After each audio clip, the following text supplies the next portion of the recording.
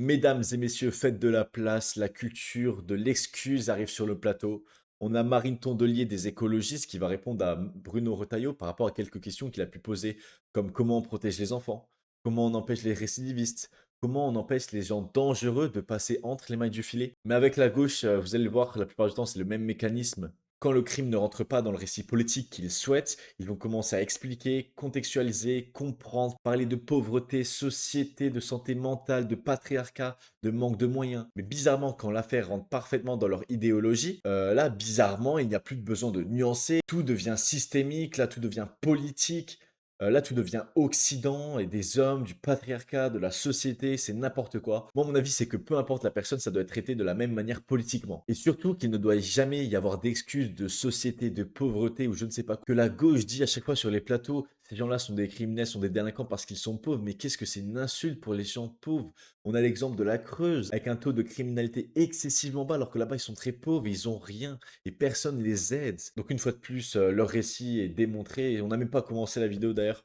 Mais on va quand même voir qu'est-ce qu'elle a à dire, hein. Sûrement qu'elle va nous raconter peut-être des choses extraordinaires, hein, je peux me tromper. Et on part directement avec le premier extrait. Je rebondis sur ce que disait à l'instant Bruno Retailleau. Vous, chez les Verts, c'est la culture de l'excuse sociale. Voilà ce que disait Bruno Retailleau à l'instant. Moi, écoutez, je suis venue pour parler des enfants et de comment on les protège dans cette société. Elle détourne directement le sujet, comme j'ai dit, quand c'est pas dans le récit politique qu'on veut. Et donc voilà, il détourne le sujet que les journalistes ont envie de parler. Mais bon, bah voilà. Elle va bien le justifier, regardez, elle va bien le justifier. Je serai d'accord avec elle, la justification va être bien, hein. Parce que, en réalité, cette affaire Liana est terrible, c'est l'injustice de trop. Moi, je pense très fort ce soir à ses parents, à sa famille. Ok, donc c'est-à-dire que toutes les personnes qui sont mortes auparavant où tu n'as rien dit, tu t'en fous. Là, c'est pas la justice de trop. Là, c'est pas le cas de trop. Mais par contre, ce cas-là, précisément, là, c'est le cas de trop. Non, encore une fois, une politicienne comme ça qui se fout de nous, c'est pas acceptable. Famille et en réalité à toutes celles et ceux chez qui cette histoire, ce qu'ils voient à la télé, réveille des choses dont ils ont parlé pour lesquelles justice n'a pas été faite, des choses dont ils n'ont peut-être jamais su parler, des parents qui s'en veulent pour leurs enfants. Ça réveille beaucoup de souvenirs traumatiques à tout le monde. Mais la réalité, c'est que les enfants ne sont pas protégés dans cette société. Pas que sur le plan pénal. Ils ne sont pas protégés parce qu'on ne les forme pas à l'école à ces sujets. Ils ne sont pas protégés parce qu'ils sont aujourd'hui beaucoup dans la pauvreté, mal logés, mal. Voilà, la pauvreté, encore une fois. Donc, on en revient directement à ce sujet. Par contre, il y a un truc qu'elle a dit d'intéressant. Ils sont pas assez éduqués sur le sujet. Alors, je sais que ça peut faire débat. Est-ce qu'on éduque les enfants par rapport à toutes ces choses qui peuvent arriver dans la vie? Moi, à mon avis, je vous le dis, on va pas les éduquer directement, mais avec de manière indirecte. Par exemple, sur les réseaux sociaux, j'ai pu voir une maman qui a appris à son enfant qu'est-ce que c'est un secret qu'il faut garder et un secret qu'il faut dire. Un secret qu'il faut garder, c'est le secret joyeux. C'est le secret qui est bon. Celui-là, il faut le garder, c'est un beau secret, c'est mignon, c'est bien. Le mauvais secret, qu'est-ce que c'est? Le mauvais secret, c'est celui qui fait mal, celui qui touche, celui qu'on n'aime pas. Ça, c'est le mauvais secret, celui le secret qu'on doit partager, qu'on doit dire. Et je trouve que cette manière-là que cette personne a fait sur les réseaux sociaux est géniale. Je trouve que c'est une bonne manière qu'on devrait implémenter même dans les écoles et que tous les parents devraient le faire pour éviter justement qu'il y ait des cas comme ça d'enfants qui ne souhaitent pas parler de ce qui s'est passé. Nourris, avec des enfants qui ne mangent pas à leur faim. Ils ne sont pas protégés parce que la santé mentale est un vrai sujet chez les jeunes. Ils sont maintenant, y compris, Oui, non, mais là, qu'est-ce qu'elle nous dit? Marine Tondelier, elle est en train de nous dire: «Les enfants ne mangent pas assez, c'est pour ça qu'il y a des crimes sur les enfants». Mais ça n'a aucun sens. Elle est à l'ouest. exclus des wagons de train. La dernière fois qu'on avait parlé des enfants dans notre société, c'était pour dire qu'on allait faire des wagons SNCF où ils seraient interdits. Vous voyez, il y a quand même un continuum du fait que les enfants et Pour les vous, il y a un femmes, en lien? réalité, il y a un continuum sur le fait que notre société ne traite pas bien les enfants, ne traite pas bien les femmes, ne les considère pas à l'égal d'autres. Il y a vraiment un contexte patriarcal.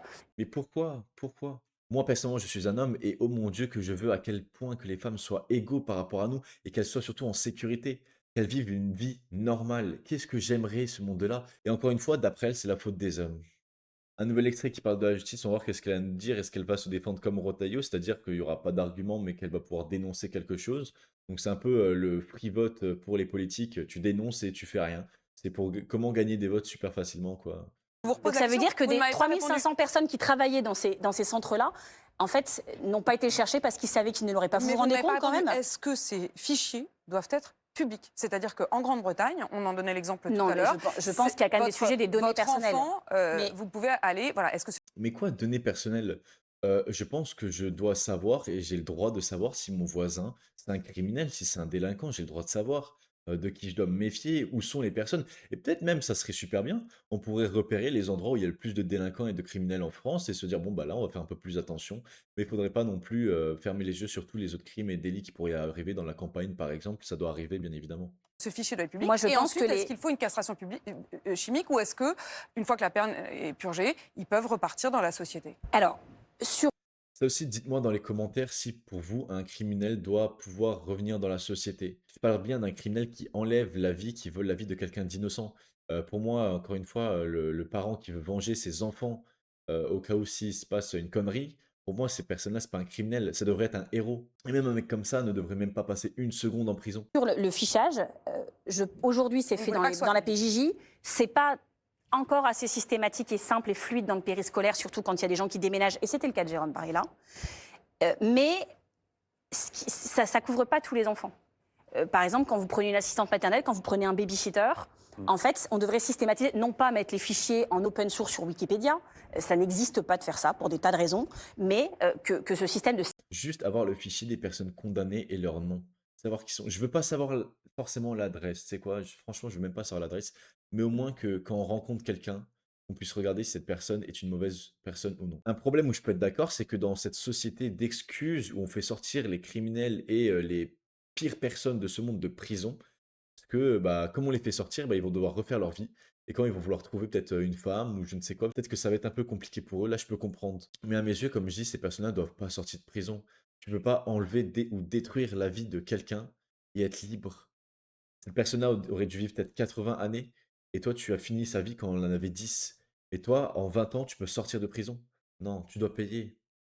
certificat d'honorabilité soit élargi à toutes les personnes qui sont en contact avec des enfants, y compris dans le milieu sportif où les écologistes, Sabrina Sebaï, ont mené une commission d'enquête très courageuse sur les abus. Et en fait, c'est quoi aujourd'hui? On s'inquiète pour son enfant quand il va au sport, quand il va à une soirée pyjama, quand il va au périscolaire, quand il est chez la santé maternelle, toute la journée en fait. Et pourquoi on peut s'inquiéter? Mais parce que justice n'est pas faite, parce qu'il n'y a aucune autorité en France, c'est pour ça.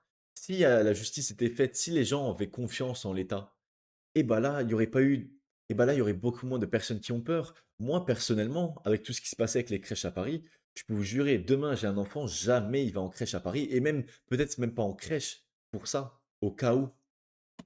Donc on a besoin de systématiser ces procédures. Pour ce qui est de la castration chimique, je n'illuserai pas les questions. Moi, je suis simple dans la vie. Je veux qu'on me dise ce qui fonctionne et ce qui ne fonctionne pas. Et bah, je vais te dire ce qui fonctionne très simplement, comme tu le souhaites, c'est que les personnes qui ont commis des crimes, si elles ne sont plus dehors, elles ne pourront plus jamais en commettre. C'est tout, c'est fini. Sur la castration chimique, je ne vois pas aujourd'hui dans ce qu'on me met sous les yeux le fait que ce soit efficace et en tout cas que ce soit efficace seul. Et c'est ça le problème avec la droite, c'est qu'il faut des mesures très démonstratives, très chocs, qui seront reprises, qui feront une dépêche Mais là, AFP moi, que je vous tout le parle monde pas de faire lira. de la politique. Je vous Attendez, demande juste, ça veut dire que Monsieur concrètement, Retailleau, quelqu'un, Mais parce que elle, sa manière de faire, c'est mettre les gens en prison, on va les rééduquer, ils vont ressortir, ils vont encore tuer quelqu'un. Donc c'est-à-dire que pendant tout ce temps où la personne va être en prison, qu'elle va avoir une rééducation, vous, le contribuable français, vous allez payer pour ça. Vous allez payer pour ce meurtrier. Et ça, c'est pas normal. un homme qui a été condamné pour pédocriminalité, qui a purgé sa peine, repart dans la société.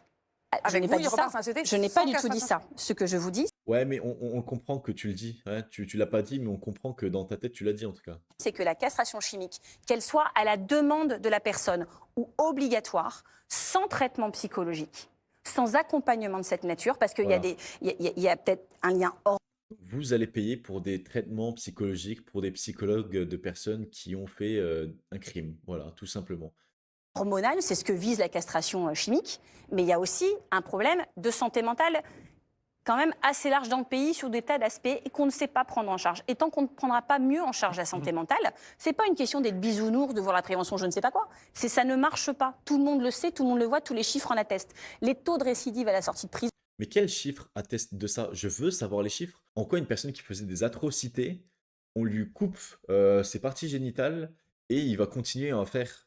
Je suis désolé, mais bien évidemment, par logique que ça va réduire. Il n'y a même pas besoin de statistiques pour ça. Excusez-moi, on est le pays qui met le plus en prison depuis 10 ans. Les autres pays autour de C'est nous faux. mettent de moins en moins en prison. Nous, on en fait de plus en plus. C'est un choix, c'est un parti pris. Est-ce qu'il y a moins de récidives? Non. Donc moi, je veux... Mais parce que de toute manière, toutes les personnes qu'on met en garde à vue, elles sortent 48 heures après, elles vont recommencer la même connerie. Parce qu'en France, on est tellement protégé quand on a fait un crime, quand on a fait un délit, il te suffit de rester 48 heures dans un petit endroit et après tu vas sortir. Et tu n'auras pas de problème, rien ne sera écrit. Juste les policiers, ils sauront que c'est toi. Quand ils te reverront, ils sauront ce que tu as fait, ils sauront que c'est toi, mais rien ne sera fait contre toi. Tu ne seras jamais en prison, tu n'auras rien à payer, tu n'auras rien à rembourser, non, voilà.